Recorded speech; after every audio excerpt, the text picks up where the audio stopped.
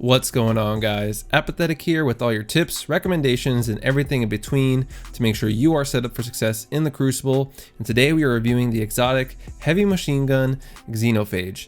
Now for the quest to get this one, guys, I'm not gonna lie, it was pretty lengthy, and I'm not going to provide a guide here, but I'll put a link to raid secrets down below that I use to get this weapon, and I'm sure Dado and others will have guides up by the time this video is up, so you can check those out as well. Jumping into the weapon, this exotic machine gun is the first 120 round per minute exotic heavy machine gun. For this weapon's exotic perk, it's rocking pyrotoxic rounds, fires high powered explosive ammunition, and it's kind of like a souped up version of Explosive Payload, but more on that in a little bit. For the rest of the perks, you're rocking high caliber rounds, rangefinder, and composite stock, which gives you +5 to stability and handling. And you'll notice this thing has maxed out impact and 71 range, so I would say this thing performs and feels more like a linear fusion rifle than it does a heavy machine gun. And the reason I say that is because of the recoil.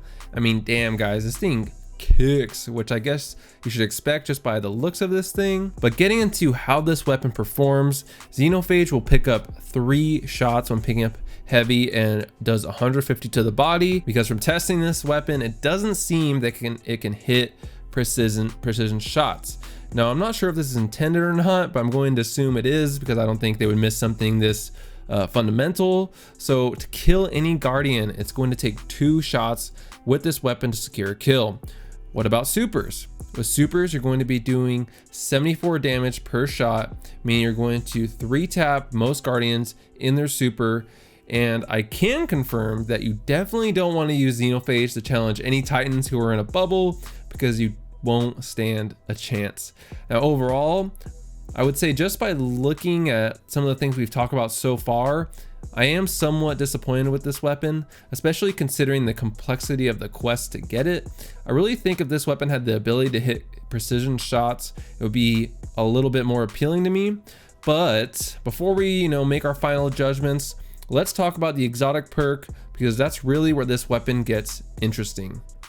So pyrotoxic rounds, as I mentioned, are a souped up version of explosive payload. And what I mean by that is the explosive round actually has a pretty large radius. As you guys will see, my guys Teagues and Grim here, they can stand a good distance apart. And by shooting Grim, you'll see Teagues still takes a good amount of damage. And so, okay, I'm looking at this, not bad. But just as we use explosive rounds to hurt enemies hiding around a corner or near a wall, I used that same logic and applied it to this weapon. And as you'll see in the footage, I'm able to secure a kill just by shooting the wall or ground relatively near them. And I think that's where this weapon is going to shine, is with the proximity damage. It's going to create a lot of opportunities for cool plays where you're shooting one player but end up killing 1 or 2 more that are in close proximity. Or if you know someone is hiding near a wall, you can simply shoot the wall twice to secure the kill without the enemy even being in your direct line of sight.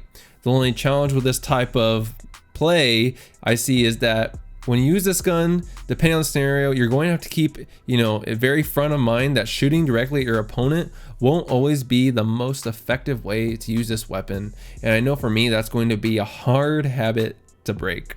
So overall, guys, I like Xenophage, and it's always cool to get a fresh new exotic. And I think it'll be very fun to use, especially in the new momentum control mode, but that's about it. It will be fun to use. I don't think it'll be competitive. I don't think it's going to be the top machine gun. I don't think it's going to replace Thunderlord or other heavy machine guns in that slot, because of the fact that when you get heavy for this weapon, you're looking at the damage potential for 1 kill, since you're only getting 3 rounds, unless you can line things up perfectly for that proximity damage from the explosive rounds.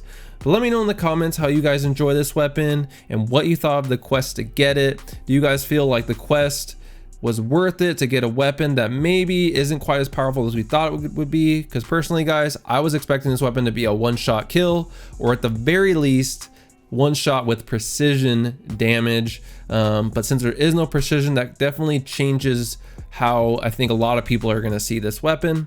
But with that, thanks so much for watching. If you enjoyed, make sure you like and subscribe, as it's a free way to support me, and I'll catch you guys in the next one.